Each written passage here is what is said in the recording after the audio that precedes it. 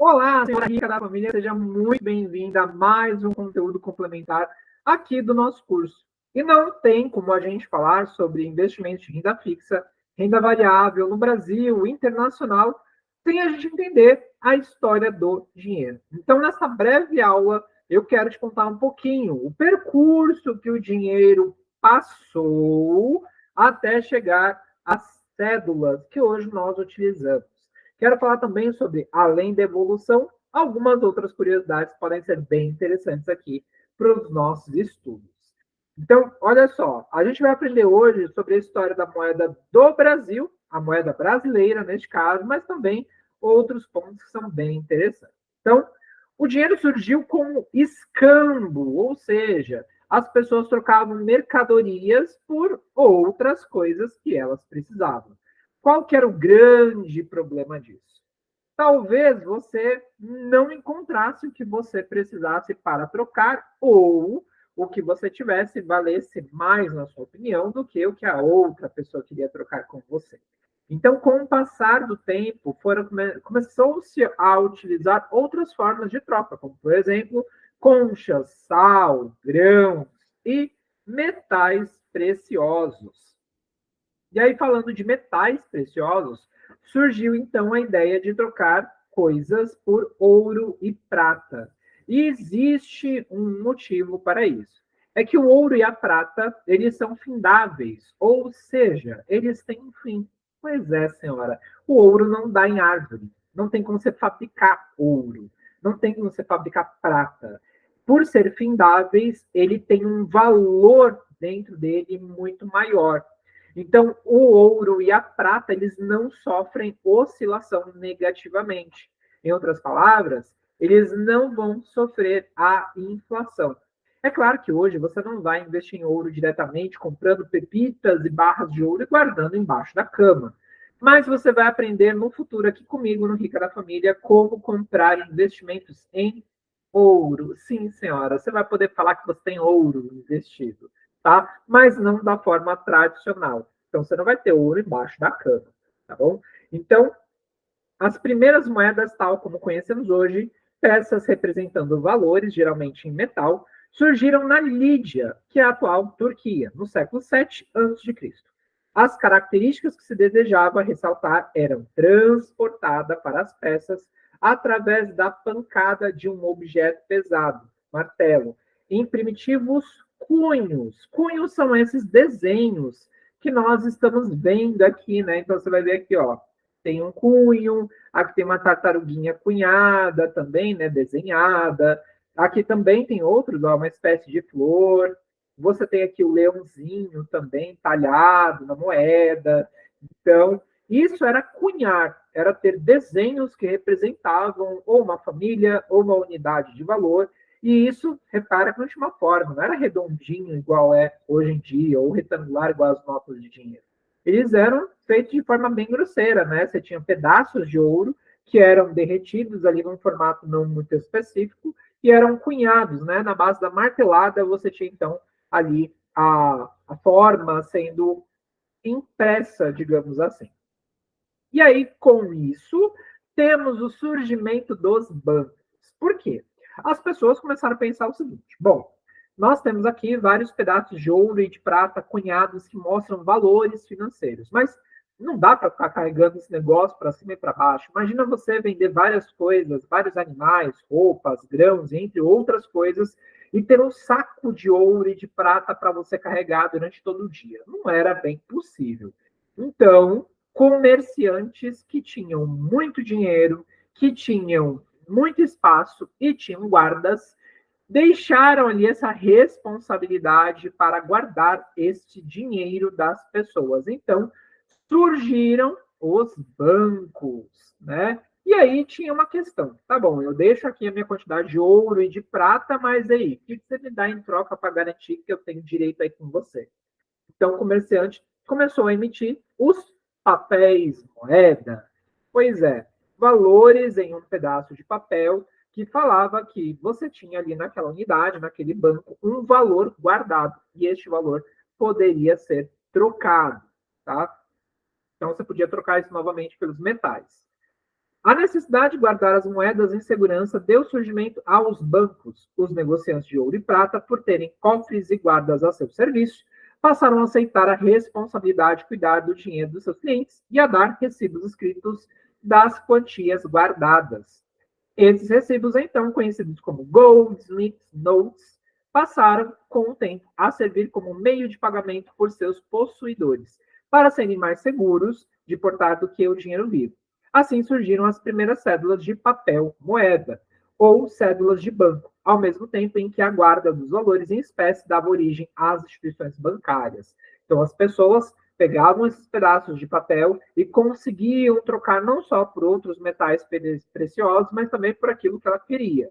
Então, ela chegava ali, dava esse pedaço de papel para outra pessoa, e essa pessoa sabia que ela podia ir nessa instituição financeira e trocar aquele pedaço de papel por ouro e prata.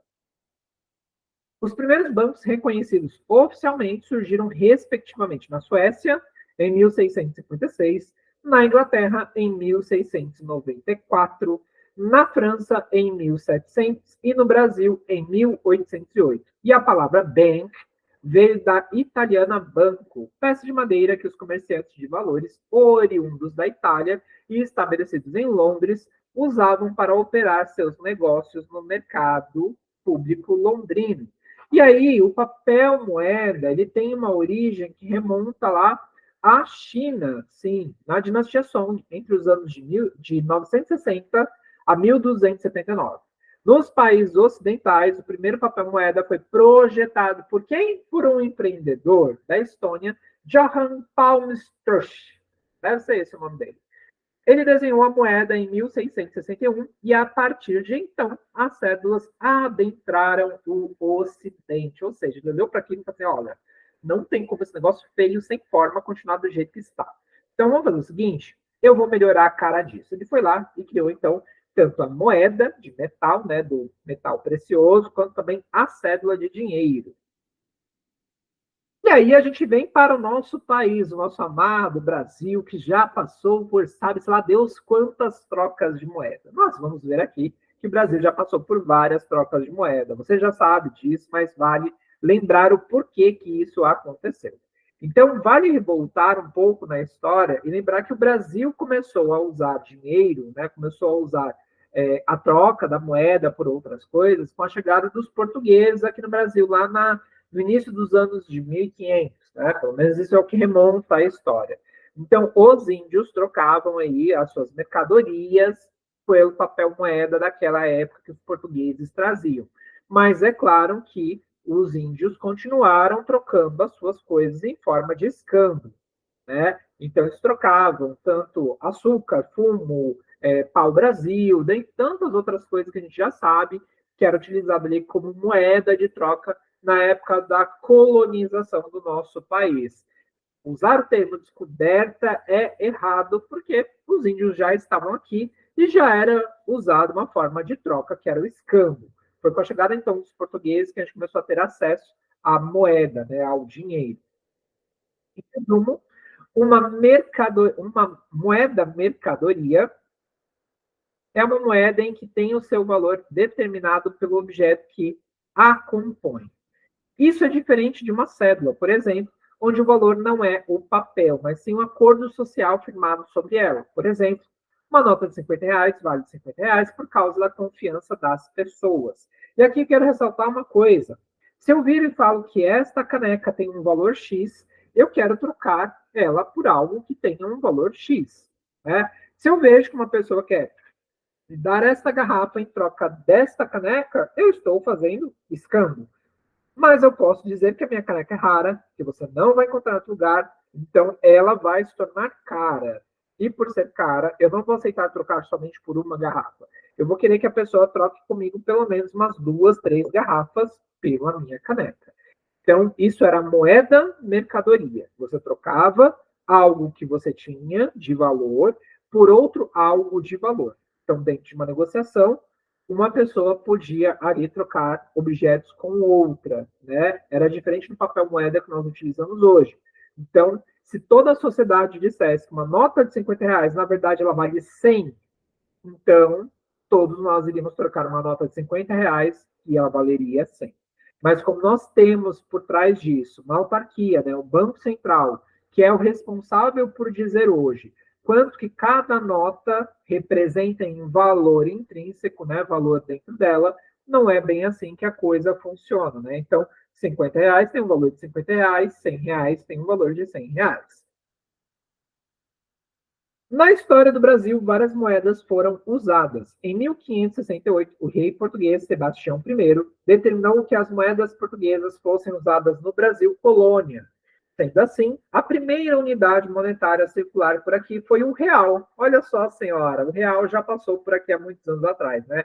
O real tem um tatataravô, digamos assim, sendo que seus múltiplos são os reais, que na linguagem popular se tornaram os réis, ou contos de réis, como você pode ver aqui do ladinho, né? Então, olha só, também no nome da nota, né, na cédula, a gente tem ali, ó, Banco do Brasil. Quem será que é o Banco do Brasil? Será que é o Banco do Brasil que a gente conhece? Sim, senhora, é o Banco do Brasil que a gente conhece, tá? Então, assim, queridíssimo, é bem antigo, como você pode ver. Brincadeira. Não, o Banco do Brasil ele só veio lá em 1800 e alguma coisa, tá? Mas a gente teve aqui o Banco do Brasil, como você pode ver. E você tinha tanto a moeda como também a cédula, tá? E aqui é claro que já não era mais feito em minérios, né, digamos que com minérios raros, como ouro e prata, e sim com latão, entre outros tipos de minérios que tinham um valor menor, mas aqui não era a moeda em si, mas sim o valor que ela transmitia. Tá? Mas o real não foi a única moeda a circular na época, já que vários tipos de moedas eram trazidas para o Brasil por meio de invasores, piratas e no comércio com colônias espanholas. Ou seja, existe uma vasta gama de moedas em circulação no período.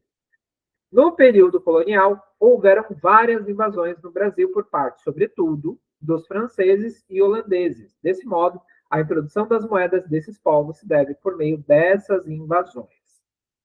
Uma curiosidade é que os holandeses foram os primeiros a cunhar, ou seja, fazer moedas de ouro no Brasil. Essas moedas foram cunhadas pela Companhia das Índias Ocidentais e serviam para pagar os fornecedores e tropas militares que estavam sitiadas em Pernambuco.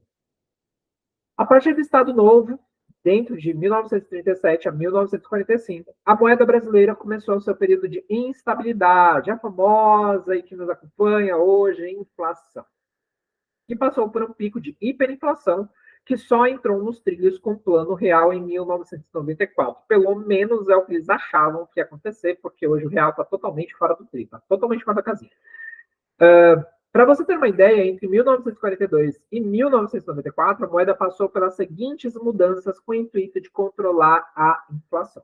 Então, a gente teve, entre 1942 a 1967, o Cruzeiro, entre 1967 a 1970, o Cruzeiro Novo, da década de 70 até 86, o Cruzeiro, da década de 86 a 89, o Cruzado, de 89 ao início dos anos 90, Cruzado Novo, de 90 a 93, o Cruzeiro, de 93 a 94, Cruzeiro Real, e de 94 até hoje, o Real. Então, senhora, pega isso aqui. Bastante coisa, né? Bastante mudança de moeda. Por que isso aconteceu? Desvalorização do dinheiro. E eu também trouxe aqui em forma de imagem para você ver comigo. Então, você consegue ver lá desde 1833 até 1993, com o início do Plano Real, né? Na verdade, 94, o início do Plano Real. Então, olha só quantas trocas de moeda nós já tivemos. 1, 2, 3, 4, 5, 6, 7, 8, 9, 10, até o real. E vale ressaltar que hoje em dia, o real é a moeda usada no Brasil. Isso desde que o Plano Real foi implementado em 1994. Em resumo, o Plano Real foi uma série de reformas econômicas realizadas com o intuito de combater a hiperinflação. Antes do Plano Real, várias outras medidas foram postas em prática, mas nenhuma delas conseguiu controlar a inflação por muito tempo. Inclusive, é por isso que o Brasil teve tantas moedas, pois a cada plano que o governo colocava em prática, ele adotava uma moeda diferente. E aqui eu quero mostrar para você comparação, né, entre o dólar e o real de 1994 até agora, meados de 2024. Então, 100 dólares equivaliam a 100 reais lá em 1994, mais precisamente em junho de 94. Hoje, como a gente pode perceber, 100 reais equivale a mais ou menos 19 dólares. E, na verdade, no momento que eu estou gravando essa aula, ele tecnicamente está valendo ainda menos, né? Porque o dólar está na casa dos 5,40 comparado ao nosso real. E vale ressaltar que não foi o dólar que ficou mais caro, e sim o nosso real que se desvalorizou. E aqui eu deixo um pensamento para você. Nós já passamos por tantas trocas de moedas, por tanta evolução quando o assunto é dinheiro, que como será o futuro do dinheiro?